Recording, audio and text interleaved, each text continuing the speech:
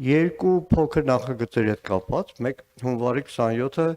հանուն հայրենիքի նահատակվածների հիշատակի խոնարհումի օր հայտարարելուն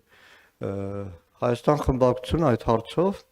տևական ժամանակ նախաձեռնության հեղինակների հետ աշխատել էր, գաղափարին կողմ լինելով առաջարկում ենք, որ օրը տեղափոխվի, որովհետև ինքը ոչինչ չխորհրդանշող օր էր մեկ, եւ երկրորդը նախորդում էր Հայաստանի Հանրապետության զինված ուժերի կազմավորման տոնական օրվան եւ հաշվի առնելով, որ վերջին տարիներին ոչ այդքան էլ տոնական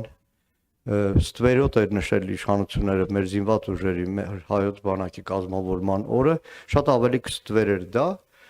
Եղավ մի պահ, որ նախագծի հեղինակներից Ռուբեն Ռուբինյանը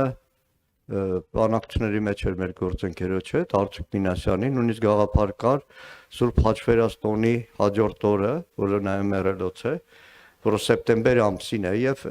ինչ որ առումով նաև կասոցացվեր սեպտեմբեր ամսին 20 թվականի, 23 թվականի ռազմական ողբերգական դեպքերի հետ, բայց քաղաքական մեծամասնությունը դեմ էր արտահայտում ու փորձեց մանիպուլացնել եւ կրկնում եմ, որ մենք ընդունում էինք այդ գաղափարը եւ շատ վաղուց հասունացած գաղափարը ու վերջինը մի եւս փաստ,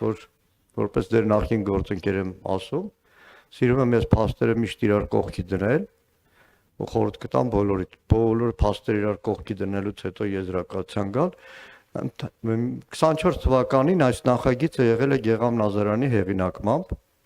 հանձնաժողովի նիստում Գեգամ Նազարյանը նախագիծը ներկայացրել է սեպտեմբերի 27-ը հայտարարել հիշատակի օր մեր գործընկերներից որոշները նաև հիաջակցություն Գեգամի մասնակցում են այդ նիստին կառավարությունը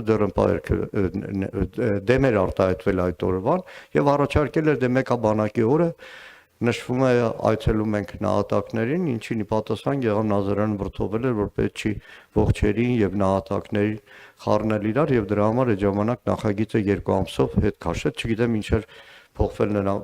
մոտեցումներում որ հիմա համաձայնվել է եւ հունվարի 27-ը նշվելու է նահատակների օր դեպ այդտեղ մի եւս փաստարկ որ բերում է նախագծի հեղինակները թե հիշելու ենք բոլոր նահատակներին գիտեմ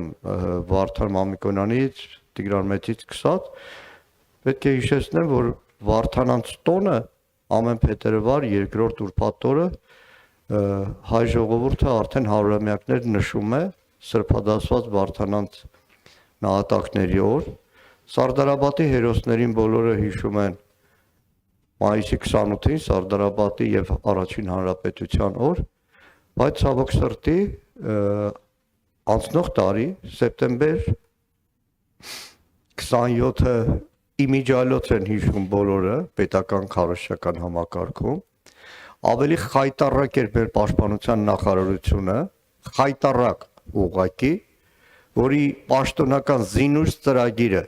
սեպտեմբեր 13-ին եթեր մտնելով մի բառ չի ասում, որ 22 թվականին ադրբեջանական ագրեսիայի հետևանքով զոհվել են հայոց զինված ուժերի 225 ծառայող,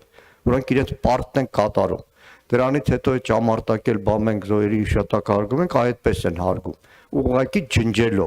ջնջելով պաշտպանության նախարարության կայքից Արցախյան ազատամարտ հայոց զինված ուժերի կազմավորման պատմություն, ջնջելով նախագահի աշխատակազմի կայքից Արցախյան ընդհանրապես թղթածրար, ջնջելով գլխավոր դատախազությունության կայքից Սումգայիթի կոտորածների, Բաքվի կոտորածների այդ ամբողջ թղթածրարը, որ տարիներով հայ իրավաբանները, փաստաբանները, հասարակական գործիչները հավաքել են,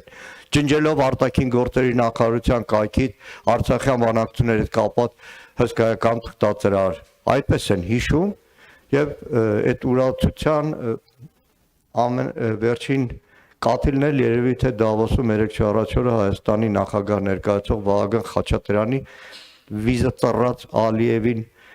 գովերքելն ու ներողություն խնդրելն էր այսքանը